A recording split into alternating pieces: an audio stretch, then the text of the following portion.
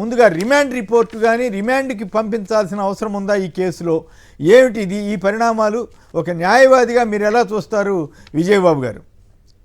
Yes అండి, దానికంటే ముందు కూడా బ్రీఫ్గా నిన్న కూడా కొంతమంది న్యాయవాదులు వీళ్ళు మాట్లాడారు.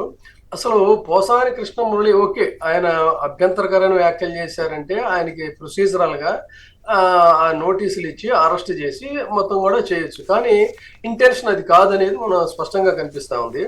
Bureau of police research and development BPRD కేంద్ర హోంశాఖ MHA ఆధ్వర్యంలో ఒక థింక్ ట్యాంక్ అనేటువంటిది ఏర్పాటైంది. ఇది అఫీషియల్గానేనండి చేసి చాలా స్పష్టంగా దేశవ్యాప్తంగా ఉన్న పోలీసులకి వాళ్ళు ఇన్స్ట్రక్షన్స్ జారీ చేశారు. ఏమని? సాధ్యమైనంత వరకు అరెస్టులు అనేటువంటివి చేయొద్దు. సుప్రీంకోర్టు వారు కూడా ఇదే చెప్పారు. అరెస్ట్ అనివార్యమైతే తప్ప ఎవరినైనా సరే, అంటే సీనియర్ సిటిజన్స్ విషయాన్ని మళ్ళీ వస్తారు, బ్రీఫ్గానే చెప్పేస్తున్నా, ఎట్టి పరిస్థితుల్లో కూడా అరెస్ట్ అనేటువంటిది ప్రధానం కాదు. దానికి ఆల్టర్నేటివ్స్ ఏమన్నా ఉన్నాయా అనేటువంటిది చూడండి. ఒక వ్యక్తిని ముందు ఏం చేయాలంటే బ్యూరో చెప్పినటువంటి మాట, ఒక హాజరు నోటీస్ అనేటువంటిది ఒక నోటీస్ ఇవ్వండి. దానిని పాటించడంలో కనుక విఫలం అయితే అప్పుడు మాత్రమే అరెస్ట్కి వెళ్ళాలి అని చెప్పని చాలా విస్పష్టంగా చెప్పారు. అన్ని పోలీస్ విభాగాలకి థింక్ ట్యాంక్ చెప్పినటువంటి మార్గదర్శకాలు ఇంకోటి ఏంటంటే స్టాండర్డ్ ఆపరేటింగ్ ప్రొసీజర్ అంటే SOPలని పోలీస్ అధికారులు అరెస్ట్ చేయాలన్నా నిర్బంధించడానికి కానీ ఈ ప్రొసీజర్స్ మీరు ఖచ్చితంగా ఫాలో అవ్వాలని చెప్పింది. ఇది ఒక పాయింట్. ఇక్కడ పోసాని విషయంలో వాళ్ళు ఆ విషయం ఫాలో అవ్వలేదు. ముందస్తు డేటే కాదు, అప్పటికప్పుడే నోటీస్ ఇవ్వడం, అప్పటికప్పుడే అరెస్ట్ చేయడం. ఇందులో కూడా మళ్ళీ ఇంకో పాయింట్ ఉందండి. వీరు గనక అసలు ఒక పొరుగు రాష్ట్రం, ఇది తెలంగాణలోకి వాళ్ళు ఎంటర్ అయ్యారు. తెలంగాణలోకి ఎంటర్ అయ్యే ముందు ఇక్కడ పోలీసుల పర్మిషన్ తీసుకోవాలి. సరే, ఇక్కడ ప్రభుత్వం కూడా అక్కడ ప్రభుత్వానికి అనుకూలంగా ఉంది కాబట్టి వాళ్ళకి అండర్స్టాండింగ్ ఉందేమో, మనకైతే తెలియదు, వాళ్ళు చేశారు. కానీ ఈ రాష్ట్రంలోకి ఎవరినైనా అరెస్ట్ చేయడానికో లేకపోతే ఇలాంటి వాటికి నోటీసులు ఇవ్వడానికి వచ్చినప్పుడు పోలీసు అధికారులు కంపల్సరీగా యూనిఫామ్ లో ఉండాల్సినటువంటి అవసరం ఉంది. యూనిఫామ్ లో ఉండటమే కాకుండా ఇది వాళ్ళు చెప్పినటువంటి మాట, ID కార్డుతో కూడా స్పష్టంగా వాళ్ళ పేరు అవన్నీ కూడా చాలా స్పష్టంగా కనిపించాలి. పోసాన్ని అరెస్ట్ చేయడానికి వచ్చినటువంటి వాళ్ళు యూనిఫామ్ లో వచ్చారంటే రాలేదు, ID కార్డు చూపించారంటే కూడా చూపించలేదు. తర్వాత అరెస్ట్కి ఉన్నటువంటి కారణాలని స్పష్టంగా చెప్పాలని ఆర్టికల్ 22లో సెక్షన్ 50 CRPC అనేటువంటిది స్పష్టంగా చెప్తుంది. వారెంట్ సెక్షన్ 75 CRPC కింద అరెస్ట్ చేయాలంటే వారెంట్ని చూపించేటువంటి హక్కు కూడా ఉందండి. అదే టైంలో ఏం చేయాలి? ఈ లోపుగా వాళ్ళకి నచ్చినటువంటి న్యాయవాదిని సంప్రదించేటువంటి హక్కు కూడా ఉంది. ఇది ప్రాథమిక హక్కులలో స్పష్టంగా చెప్తుంది. ఆ పని చేశారా అంటే అసలు ఆయన్ని మాట్లాడనివ్వలేదు కూడా. ఇక ఈయన విషయాలకు వస్తే ఇంకొక పాయింట్ ఏంటంటే, ఆయన సీనియర్ సిటిజన్స్ అరెస్ట్ చేసేటప్పుడు పాటించాల్సిన విధానాలు ఏంటంటే, గౌరవప్రదంగా ఆయనతో మాట్లాడాలి. ఆయన ఆరోగ్యం బాగోనప్పుడు ఆయనకి మందులు వేసుకునేటువంటి అవకాశం ఇవ్వాలి. కానీ ఆయన భార్య మందులు ఇస్తూ ఉంటే కూడా నిరాకరించారు. భోజనం చేయబోతూ ఉంటే కూడా భోజనం చేయనివ్వలేదు, మందులు కూడా వేయనివ్వలేదు. ఇది ఒక అభ్యంతరం. వాళ్ళు మందులన్నా వేసుకొని ఇవ్వాలి, వీళ్ళైనా వెంటనే చికిత్స అందజేయాల్సినటువంటి అవసరం ఉంది. తర్వాత రాత్రిపూట సీనియర్ సిటిజన్ అరెస్ట్ చేసి తీసుకెళ్తున్నప్పుడు ఆయన వెంట కుటుంబ సభ్యులు కానీ ఆయనకు సంబంధించినటువంటి వ్యక్తులు కానీ ఫాలో అవ్వడానికి అవకాశం ఇవ్వాలి. తర్వాత ఆయన్ని అక్కడికి వెళ్ళి తర్వాత డీటైన్ చేసిన తర్వాత కూడా కొద్ది దూరంలో ఈ అనుచరుడు అక్కడ కానీ కుటుంబ సభ్యులు కానీ అక్కడ వెయిట్ చేసేటువంటి అవకాశాన్ని ఇవ్వాలి. ఆ అవకాశం ఇచ్చారంటే అటువంటి అవకాశం కూడా ఇవ్వలేదు. సో ఈ వైలేషన్స్ అన్ని కూడా చేసినటువంటి దీన్ని అంటే పూర్తిగా bureau of police research and development BPRD MHA కేంద్ర మంత్రిత్వ శాఖ ఏ మార్గదర్శకాలు అయితే చెప్పిందో, సుప్రీంకోర్టు వారు ఏ మార్గదర్శకాలు అయితే ఇచ్చారో వీటన్నిటినీ కూడా వీళ్ళు వైలేట్ చేశారనేటువంటి చెప్పాలి. తర్వాత ఇక ఆయన్ని ఇంట్రాగేట్ చేసినటువంటి తర్వాత నిన్న పొన్నవాళ్ళు గారు కూడా చెప్పారు, ఒక వ్యక్తి ఒక వ్యక్తికి సంబంధించిన కామెంట్స్ కి ఇంకొక వ్యక్తి మనోభావాలు దెబ్బతిన్నాయి అనేటువంటి దానికి ఏం చేయాలంటే, ఇది చాలా ఇంపార్టెంట్ పాయింట్ అండి. ఆయన మనోభావాలు దెబ్బతిన్నాయి అనేటువంటి దాన్ని అక్కడ ఉన్నటువంటి ఒక సైకియాట్రిస్ట్ ద్వారా సర్టిఫికెట్ అనేటువంటి దాన్ని ఎన్క్లోజ్ చేసి, ఎస్ ఈ మాటలు విన్న వెంటనే ఈయన మొత్తం పానిక్ అయిపోయాడు, దీనివల్ల ఇదయ్యాడు అనేటువంటి ఒక సర్టిఫికెట్ కూడా ఈ కేసులో ఎన్క్లోజ్ చేయాలి తప్ప ఈ విధంగా ఎక్కడ పడితే అక్కడ దేశంలో ఎవరికి సంబంధించి ఎవరో పెడతా ఉంటే అనేక కేసులు అక్రమంగా చేసి కాన్స్టిట్యూషన్ పూర్తిగా తొంగలోకి తొక్కచ్చు.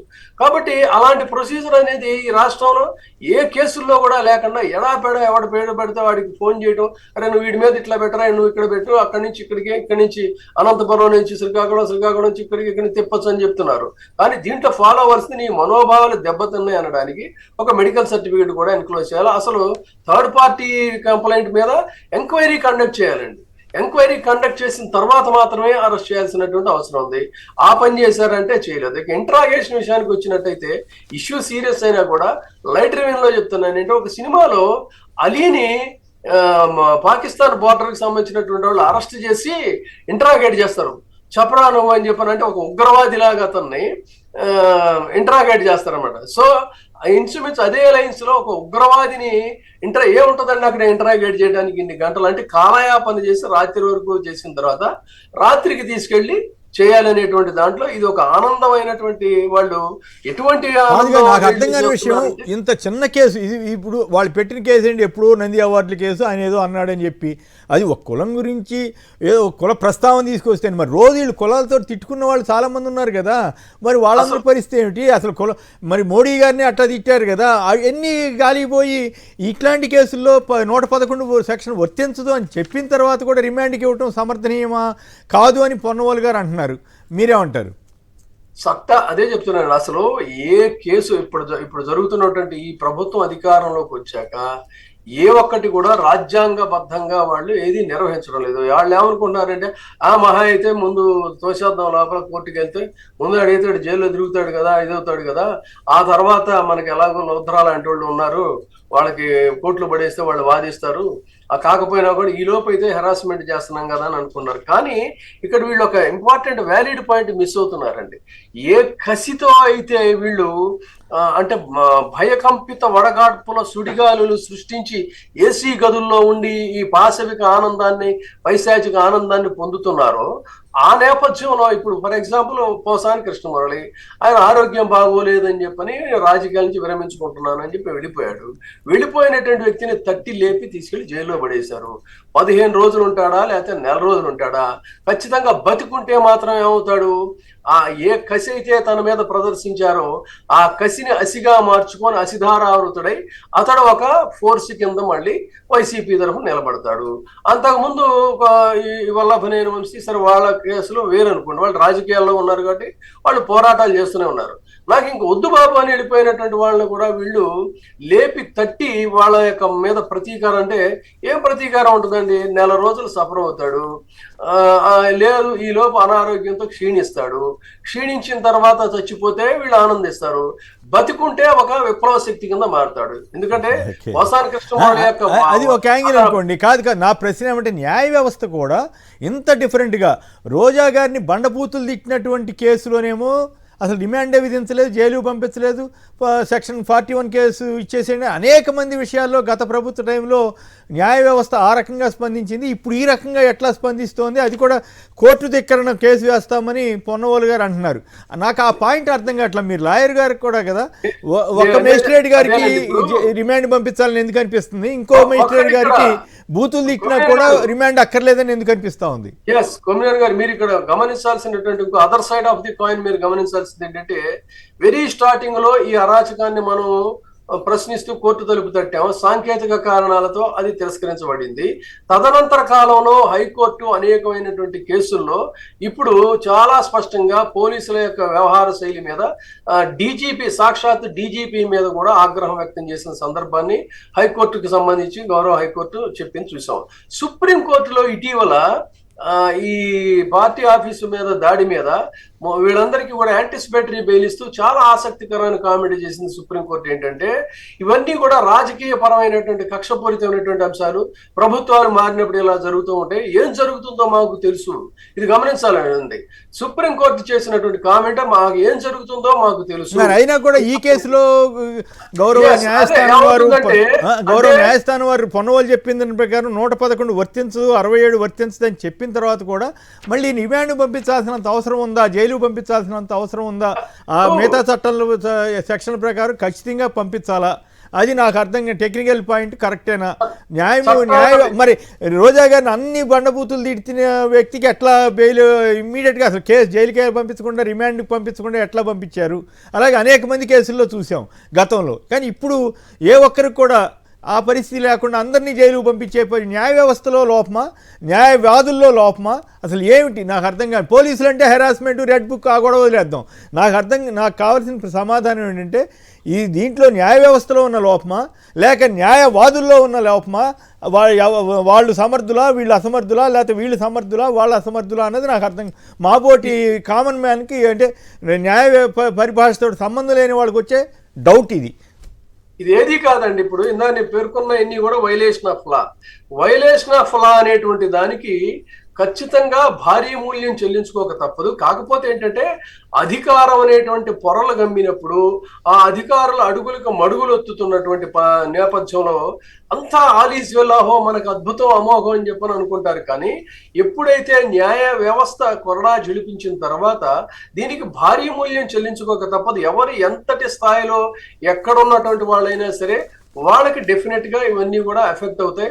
వాళ్ళ చట్టాన్ని కాదు, రైట్, మీరు జనరల్గా చెబుతున్నారు, నేను కాదంట్లా. నా ప్రశ్న మీ సూటిగా మళ్ళొకసారి అడుగుతాను, మీకు అవకాశం ఉంటే చెప్పండి. అంటే కిందటిసారి గతంలో రోజా గారిని నేను ఆ పదాలు ఉచ్చరించడమే నాకు ఇష్టం లేదు. అతన్ని జైలుకే పంపించని న్యాయ వ్యవస్థ ఇక్కడ 111 సెక్షన్ వర్తించదు, లేదా ఇంకేదో నంది అవార్డుల కేసులు ఏదో అన్నారని చెప్పిన చిన్న కేసులో జైలుకు పంపించింది. ఇది ఎక్కడ తేడా వచ్చింది? న్యాయవాదులు తప్ప, లేకపోతే న్యాయ వ్యవస్థ ఒక్కో అంశంలో ఒక రకంగా డీల్ చూస్తుందా అనేది నా ప్రశ్న. నేను గౌరవ మేజిస్ట్రేట్ గారిని కానీ వాళ్ళెవరిని మనం తప్పు పట్టట్లా, కానీ న్యాయ వ్యవస్థ అన్నిట్లోనూ ఒకే రకంగా ఉండాలి కదా అనే డౌట్ వస్తుంది కదా మాబోటి వాళ్ళకి.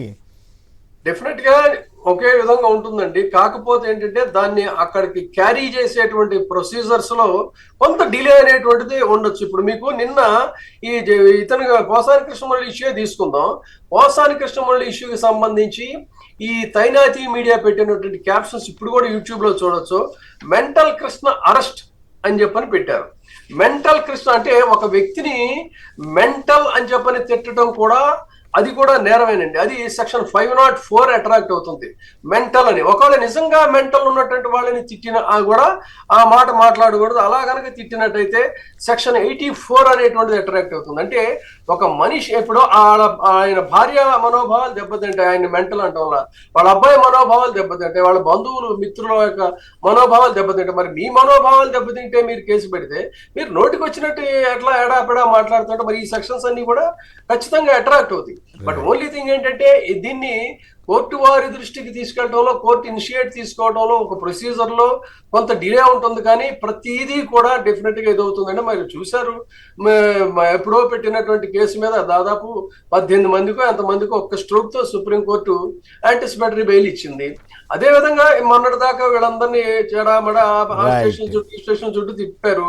వాళ్ళందరూ బయటకు వచ్చారు. వీళ్ళందరూ ఏమవుతారు? రేపు పొద్దున భయపడిపోయో మీకు ఇదైపోయి ఎవరు అన్యాయంగా ఒక వ్యక్తి యొక్క ఆత్మాభిమానాన్ని, ఆత్మ గౌరవాన్ని దెబ్బతీసి వాళ్ళని అణచివేత ధోరణికి ఇదైనప్పుడు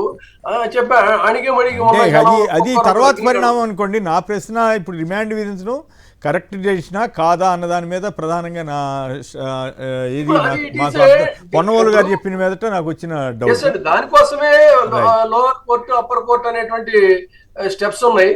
It is the discretionary powers of the magistrate, but I don't know how he has taken that decision అనేది డిఫరెంట్. కానీ ఇన్ జనరల్ గా జరిగేది ఏంటంటే లోవర్ కోర్ట్స్ లో ఏదైనా నాన్ బెయిలబుల్ సెక్షన్స్ పెట్టినప్పుడు 15 days రిమాండ్ అనేటువంటిది వాళ్ళు ఆటోమేటిక్ ఇది అవుతారు.